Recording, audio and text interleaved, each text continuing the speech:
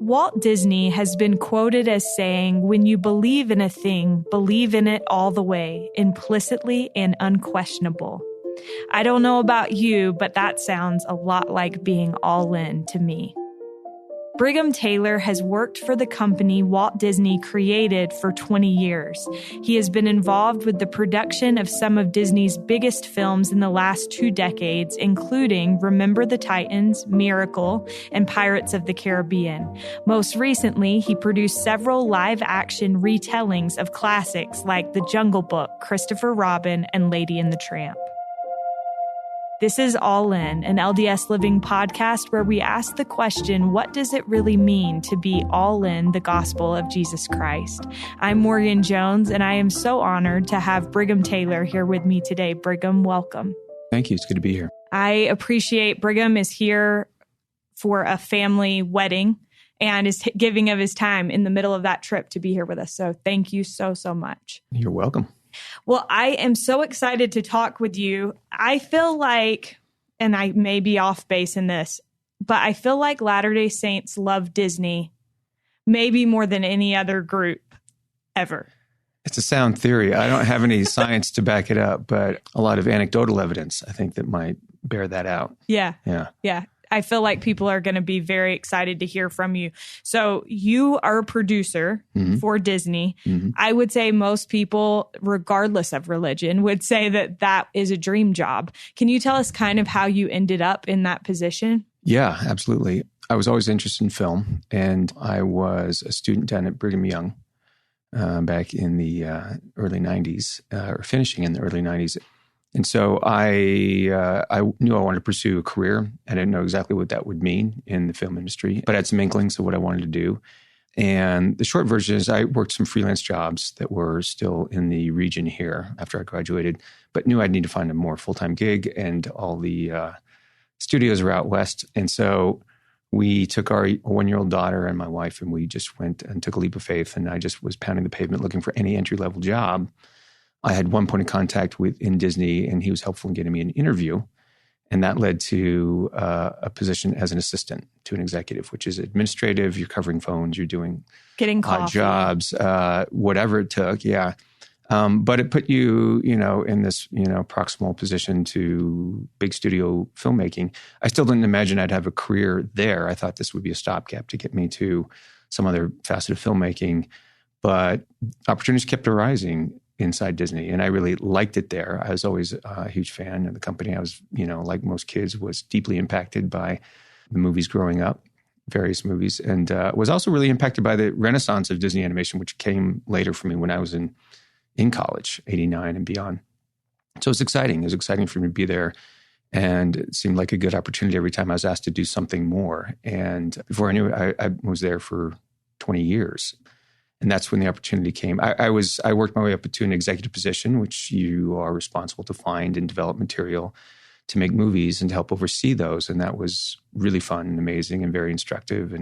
But I'd always imagined myself eventually on the producing side, which is more boots on the ground, day to day on a given project. And so that happened almost 6 years ago, where they allowed me to sort of create a new deal and create a small production company. And it's been really, really gratifying.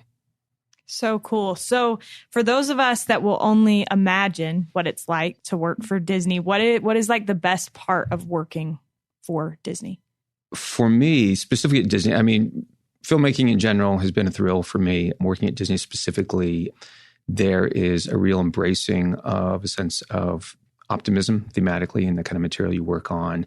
And also the encouragement to sort of reach out and do stuff that, for lack of a better word, lean into the magic of a given concept or idea. And that's a lot of fun because, that's originally, I think, what brought me to films at a young age was the way that you can convey stories and themes through fun and sometimes escapist material. And that's something that, movies are uniquely suited to do. And so they do that. They lean into that, and that's fun. Yeah.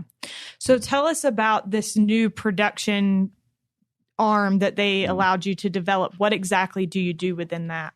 So my production company, like any, basically is there to find ideas, to generate new ideas, to find creative collaborators like a screenwriter and directors, and bring those ideas to Disney. And sometimes that's taking their own existing IP, like titles that are ripe for remake or you think might be, or original ideas that you bring to them. So you need to be the one that generates that, creates some excitement around it, walk into an office of one of the executives and say, this is what we should do, this is why we should do it, and get them to say yes. And then if you do, you go into development, which can be a long period of time, and hopefully that will yield a green light where you go into production. And then you have the responsibility to oversee that whole show start to finish. So you have to wear a lot of different hats depending on the phase you're in. But that's what a production company is there to do. And they're over there, they had enough confidence in me, I guess, to underwrite my little company and keep me afloat there. And then in hopes that I would bring them stuff they'd want to make. Yeah. You've mentioned that you grew up loving Disney and Disney movies. Yeah. Is there one in particular? I know, very shocking. Is there one in particular that inspired you when you were younger? There were a lot. But I, for the sake of conversation, I would cite Sword and Stone as one of the early animated movies. Which is one that you're working on now. Is that right? Yeah. Well, we have a script that we've developed that I think is a ton of fun and would be an interesting adaptation of that. Whether it gets to be made remains to be seen. Movie making is a mystery, and you need a lot of stars to align for things everyone to say yes at the right time. So that could still happen, but we're not currently making that movie. Okay. But we have. So it we have on the shelf. IMDb. It is. It's there, and IMDb is there. Anything that gets announced, they tend to be able to, pull up in the dragnet and get it in there, because we did have at a point, like we had announced a screenwriter, and that's true, and he wrote a wonderful adaptation. And there was even a time when it was in a more proactive position. And so it got closer to sort of being announced. But nothing's formal until you actually are rolling. So that's still perspective. But as a film, the 1963 animated film, which I remember seeing projected on 16 millimeter in a church gym, it just transported me. And specifically as at the time, I don't know exactly how old I was. I would imagine I was around 8. But I could identify so specifically with this. Not that I was living as as a squire or as a scullery, maid in a castle, but this kid sort of his ambition and his goals and his training sessions were just really, really like magical and transportational. And I loved it. And it took you to, all these wonderful places. And, he specifically, Merlin takes him down under the water as a fish and up into the trees as a squirrel and to the skies as a little bird. And it was amazing. And looking back on it also, you don't tend to focus on themes and stories as a kid. You just look at you just wrapped up in the moment of the movie. But looking back, it's pretty powerful too. Yeah. You mentioned that the stars kind of have to align when making a movie. And I watched a talk that you gave, and you talked about how so many things can go wrong when making a movie. Do you have any examples of when things have really gone wrong and when they've gone remarkably or unbelievably right? Yeah, I do. And when you ask about things going wrong, I think about the kind of two general categories. And one is the external issues. It's like a hurricane can come and sweep away an entire movie set, and that's happened. And it's a huge challenge, and you have to, the whole company has to respond and solve a big problem. And because movies want to work like efficiently and want to follow a schedule, and it's all tied into numbers and also delivering creative things on screen. So you get dealt, a blow like that, it's a big problem. You can have, as I did, a lead actor who goes down with an unexpected injury and you're pushing 5 weeks. So those are things that can present creative challenges and certainly budgetary and schedule challenges. But they are external, and you can sort of rally around that. And if you have the right people, and you can also, lean on your financier, in this case, a studio, to help you out.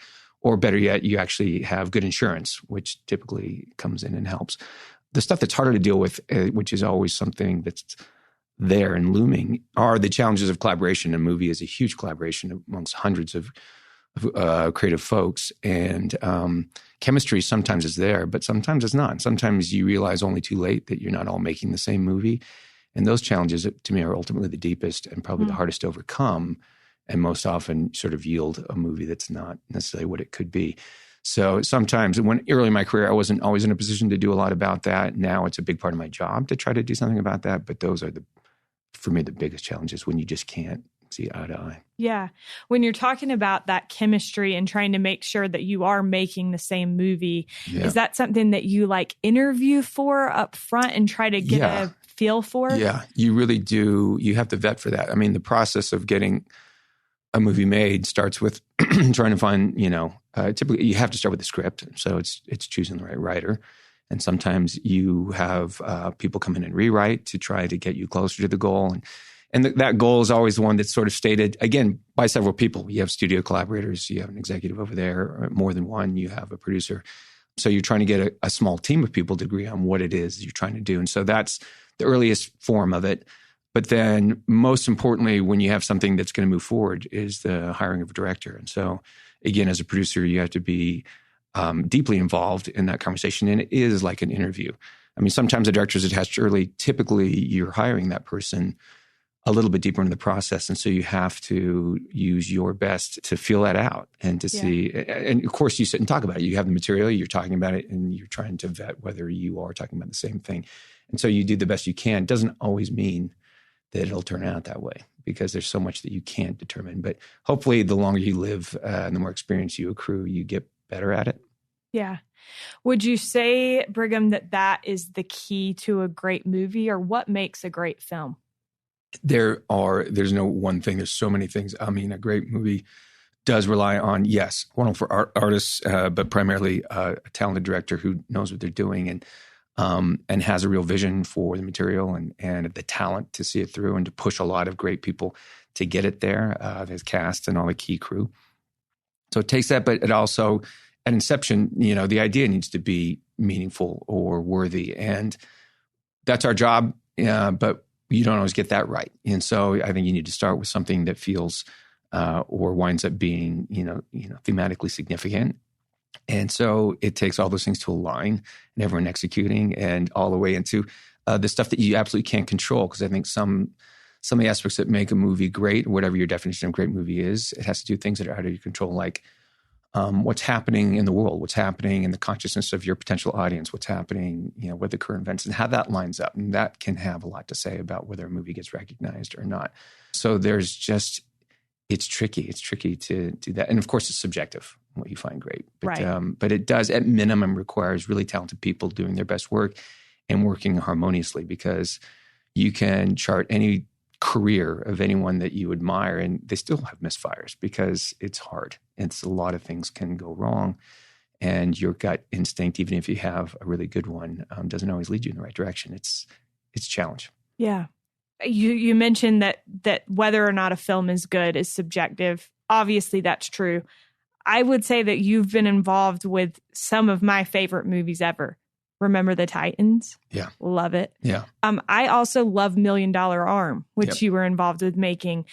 I've noticed as I was looking through your film credits, a couple things. One, many of your films have involved one of two things, sports and animals.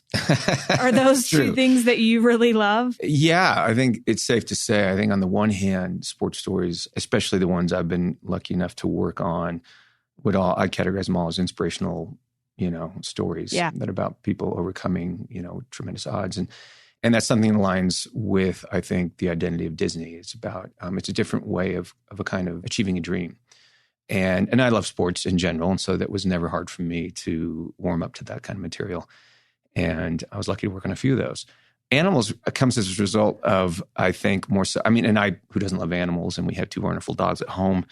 But I think that's more a function of there's this wonderful magical metaphor that you can get to, with something that is as high concept as a talking animal. And it allows this sort of fantastical to unfold, which is something movies can do and be a unique delivery system for a given idea or piece of entertainment. So to have a talking animal, whether it's something like Jungle Book or Lady and the Tramp or even stuffed animals like in Christopher Robin, I think that device, which goes back to, fairy tales, it's an interesting and fun metaphor to use. And Disney, I think as a company and Disney as a producer, he latched on that very early on. And so I'm sort of carrying on in that tradition. More so than me just saying, I must make talking animal movies. It's just, I think, a fun delivery system, to tell a fun story. Absolutely. And I don't know if now's the best time to bring up that I actually don't super love animals, but I love Jungle Book. Yeah. I thought that it was so poignant, and I agree. It created such an interesting delivery of human emotions that we feel in the form of those animals. In several cases, Brigham, you have captured characters that many of us already knew and loved, like the characters in Lady and the Tramp, Christopher Robin, Mowgli. You were also involved with the making of the Santa Claus 2, which I think is arguably the best Santa Claus movie. Yeah, it has its faction out there. Yeah. But I wondered, what is the key to accurately capturing characters that people already love? Yeah. I mean, I don't have necessarily a one size fits all. I do think you have to be loyal to what the root of that character is. I mean, if you want to present something, those characters already have some value to an audience, by virtue of the pre-existing material, whether it's a book or a legend or what have you. And so I think you have to find what's interesting and unique about that and try to live up to it. But ultimately, you also have to put a wrinkle in there to make an interesting story out of that new character. And so Santa Claus was unique, of course, because I was able to jump into something that had already been established, which is about, an ordinary guy who gets, sucked into a bizarre situation of becoming Santa Claus. And so that was the sort of foundation of that. But still, you had to lean into some of the things you expect. But that was really fun. Christopher Robin, on the other hand, was sort of established by Milne. And so we looked very closely at what we thought he was and what he represented. And then we wanted to try to challenge the idea of, could he hold on to that? I mean, of course, we all grow and change. And so that's what that movie is about, is what happens to you. And, and sort of examining what's the value of the things that I prized as a kid, these relationships that he sort of had with these special friends. Is that relevant to me now as a grown man and a father? And of course, we thought, yeah, it is still relevant. So, but finding, I think, what was there and being loyal to it to some degree is important. Yeah. In Christopher Robin, it seems like it's kind of a question of balance. You have this man trying to balance like his career and his family. Is that something that you've had to grapple with yourself? No, not at all. I'm kidding. Yes, I was like, okay. Yeah. Tell us your secret. You took me face value there. I absolutely, it's a huge challenge. I don't think anyone escapes that challenge in terms of balancing your work life and your personal life. And if you happen to have children, it's all the more complicated. So yeah, I've struggled with that my whole career. And it takes understanding within a partnership like a marriage. And I've been very lucky to have an incredibly understanding partner in Michelle.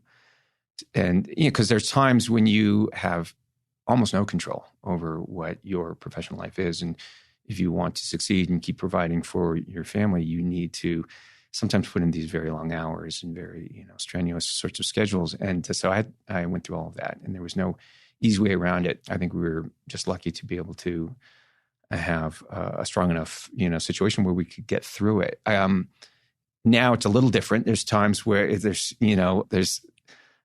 seasons of drought, which is where you're in production and you're really under the gun and you have very little time outside of that. And there's times when you're in between productions where you have a lot more time. So there's a little more flexibility depending on the situation, but it is an eternal struggle for me, and I imagine for most people. The other thing that I noticed as I was looking through your film credits is that you've worked on a lot of very clean films. Is that, obviously Disney, that's kind of their jam, but is that deliberate on your part? And what does it mean to you to be able to create films that people can feel comfortable with sitting and watching with their whole family? Yeah. I mean, I can't argue that it was so deliberate, because I wound up, listen, no matter what I work on, I try to find, a way to say something that I think's, worthwhile, something of value in that. And so there's a lot of kinds of films I would never think I was, well qualified for, which doesn't also say that I wouldn't like to make films that wouldn't need a Disney label. I've worked on a few. In fact, Disney used to have their sort of non-family brands of Touchstone and Hollywood Pictures, and I've worked on a few of those too. But I still think they had their redeeming quality and needed to have that. But it wound up being, I think, a really nice coincidence that I landed at Disney and was able to work there. And looking back on it now, I think one of the reasons I was kept around and was able to succeed to whatever degree was that I really leaned into it and I loved it, and I never had to feel like I was stooping to make a family film, because I love family films and I was raising a family and I felt like a kinship and responsibility there. So I think that to whatever degree I was able to succeed at Disney was because I valued, quote, family movies. So, and I still love that now. I've never really grown tired of that. Whether or not I move past those or not, we'll see. Time will tell. But it's been convenient because it hasn't forced me into any sort of fundamentally difficult situation where I had to say, is this work? Because you do have to worry about whatever it is you put out into the world, and it's a popular medium. The whole goal is to get a big audience and hopefully impact the audience in some way. And you never want to impact them in a way that would be in any fashion destructive or negative. And sometimes I don't think that means, erasing negative elements in film. Film has to have that. It's only in opposition, only in conflict, I think, does a film ever become interesting. So you got to represent that. You got to represent fear. You got to represent flaws. You got to represent all kinds of things. But it's tricky. You want to do that in a way that doesn't sort of hold that up in a positive light or fetishize it in a way that would encourage someone into any kind of bad behavior. That's my point of view anyway. Yeah. I think that's so cool to hear. I read a quote where you said, I remember coming up in the film group at Disney Studios and learning from our head of distribution at the time how much he loved the film goers out here, meaning in Utah. Yeah. You said our films always overperformed wildly in Utah. And I mentioned earlier that members of our church seem to love Disney. I think obviously the fact that the movies are clean plays a part in that. But are there any other factors that you think play into why that might be? Sure. I think they're all right there. The fact is that Disney strives to, present films that are relevant to all ages. And so it's great for family viewing. And there's, you got a lot of families here that like to find entertainment they can do together. And so that's a clear, I think, upside. And I also think that there is, and Walt always had the notion of having fun and escapism in his mind. He was, part of his genius was, I think, is remaining in touch with what he would have wanted as a kid. Whether it comes to his theme parks or the film entertainment or anything else, he always has a sense of wonder and to present something that really touched on magic and fired your own imagination.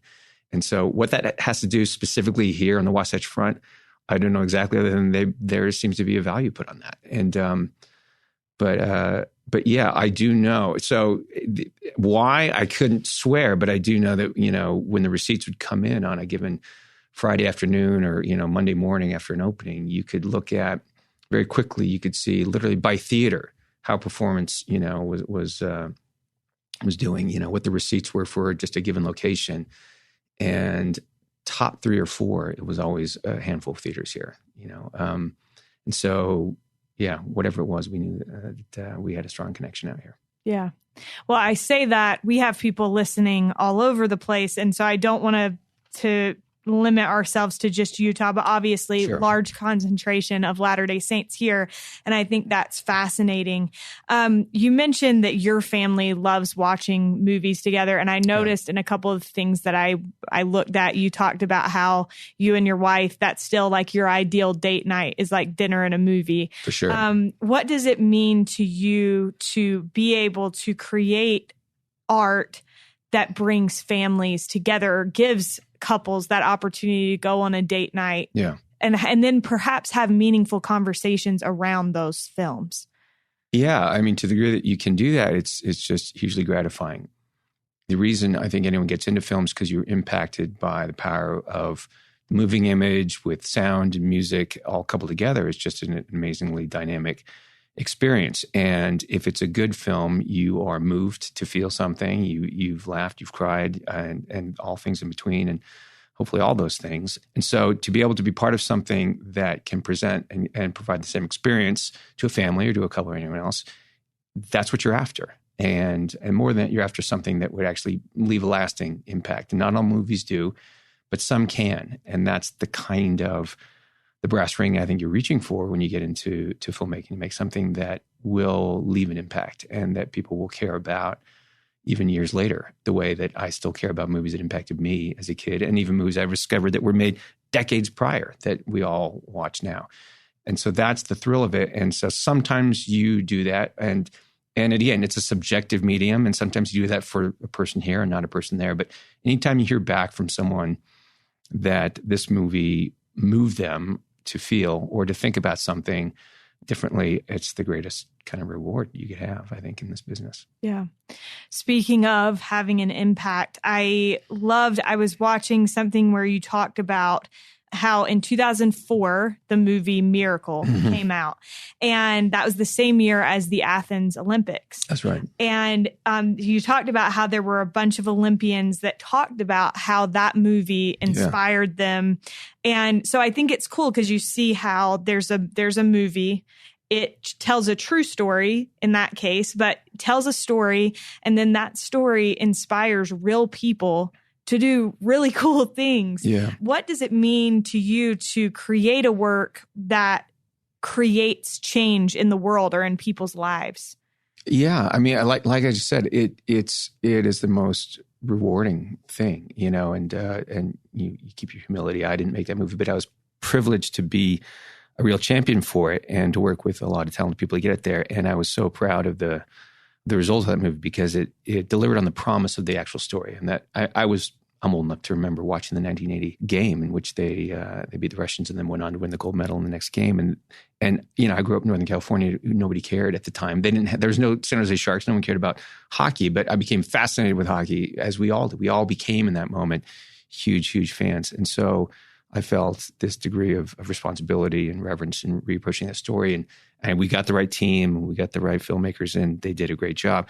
But to cut back to your question, it was a thrill. It was a thrill that we could do that story justice and that we could, it was really sad. It was tragic. We lost Herb Brooks during the making of that movie. We were privileged to be able to have him on board early on, and our writer got wonderful FaceTime and interviews with him. And we, I think, captured accurately, because he, I think, amongst an ensemble, he emerges as the lead of that movie. But I think we captured that.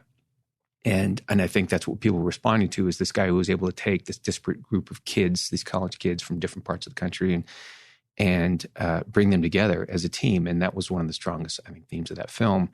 And then for me, it did also, deliver the most personally rewarding experience of my life as a sports fan. And from the Bay Area, I was in 2010 living at a time when our baseball team, the Giants, were heading to the postseason. We're making a run for the first time in a while. They'd been in the World Series in '89, and then in 2002 lost. But now we're coming back in 2010, and we're at, I won't bore you here, hopefully not, in a pivotal moment in a very pivotal game, which really was going to turn the tide against the prohibitive favorites, the Philadelphia Phillies. And I'm there with my father and a couple of my brothers in this really sort of meaningful moment in the stands. We're between the top and the bottom of the ninth in a tie game. And whoever was in the booth at AT&T Stadium decided to play this clip on the big Jumbotron in the stadium. And the clip was Kurt Russell in his locker room speech as Herb Brooks, talking about, and obvious parallels here, that the Phillies were the favorites. They were like the Russian team. I'm not comparing Philly fans to Soviets. I'm just saying they were the juggernaut. Yeah. And we were the scrappy upstarts. And so this speech it was amazing how on point it was and how it pumped up this crowd of 42,000 people that just started to rise in their seats and cheer. This moment in a film that I had been involved with. And that alone was kind of surreal and really fun. And then to cut to the bottom of the ninth, we won in a walk-off after a sacrifice fly and won the game and went on that year to win the World Series. So it was a storybook moment, and it was infused with this thing that we had created. And I was like, that was fun. Yeah. It created a moment for you. Yeah. I want to believe that it literally put a charge into the Giants going in the half inning and delivered that win for us. And you can believe that or not, but I choose to believe that. I love it. I love it so much. When you're looking so I love storytelling. And when you're looking for a true story to portray on camera, what do you look for in a story that could translate from, something you've read to being on screen? Yeah. I mean, generally, I think you're looking for something that rises above the mundane. There's a lot of interesting, nice stories. You want to find something that you feel like maybe I haven't seen it, that story, or maybe told in that way or in that context or in that environment.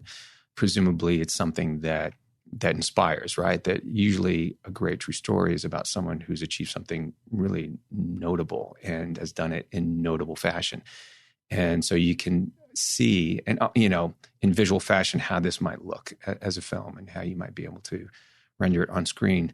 But more than anything, you're just looking for something that grips you, right? And you feel like, wow, that moves me. And I think that the retelling of that on screen could move a lot more people.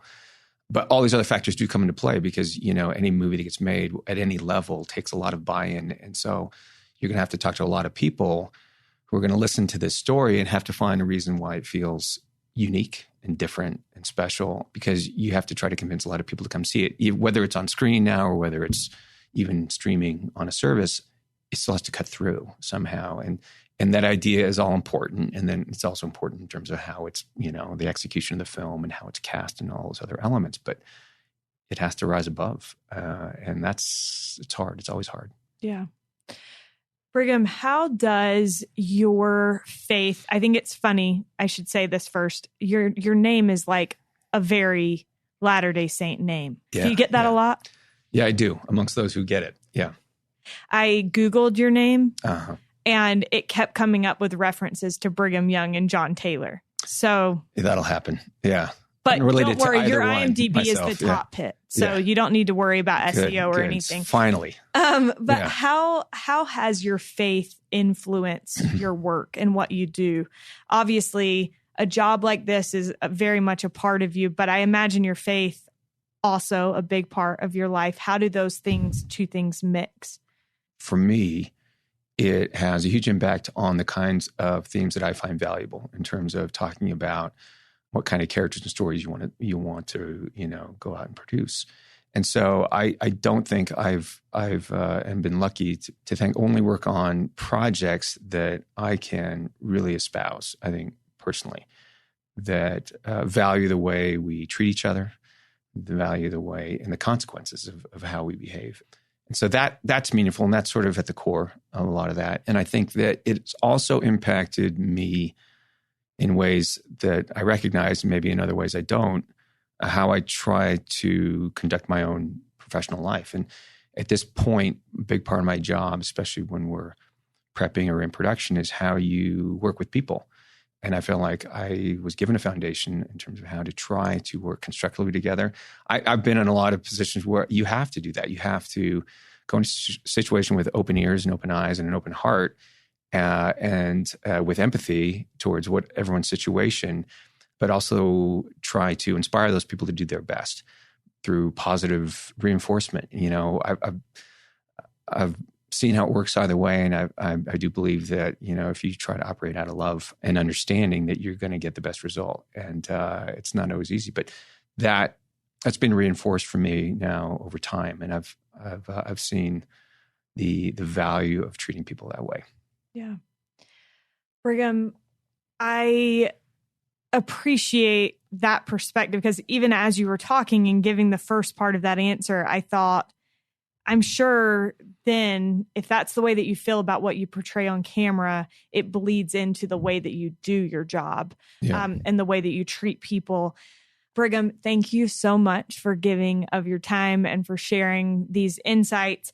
What does it mean to you to be all in the gospel of Jesus Christ? It's a wonderfully big and broad question, but for me, one answer is to basically to walk the walk. I there's an old saying, I don't know who said it, but I'd rather see a sermon than hear one any day. And I think that being all in is being committed. And so it's allowing your behavior to be affected by what you purport your beliefs to be. And again, it comes back to me in the most fundamental way. It's about how we treat one another and how we, work with one another. That's what life is. It's a series of encounters and conversations and interactions. And if you do that from a fundamentally empathetic and, one of the two great commandments is just loving your neighbor. And that is a huge challenge, even with people that you think you get along with. But it's real, and it really does have a lasting impact if you can try to sustain that attitude, with other people. And again, look at a situation and approach a situation and a collaboration in a work environment with love and understanding. Of course, you have to step up and you have to decide things, and you can't please everyone, but you can hopefully make sure that everyone feels understood and maybe valued in the process. So coming back to your question, that's what I think all in is. It's walking the walk. Thank you so much. Thank you for being here with us. Thank you for having me. Thank you for listening to this episode of All In, and a huge thank you to Brigham Taylor for joining us. We hope you'll stay with us because, as Walt Disney said, we keep moving forward, opening new doors and doing new things because we're curious, and curiosity keeps leading us down new paths. Thank you for coming on this journey with us, and thanks to Derek Campbell from Mix It 6 Studios for guiding our sound design all along the way. We'll be with you again next week.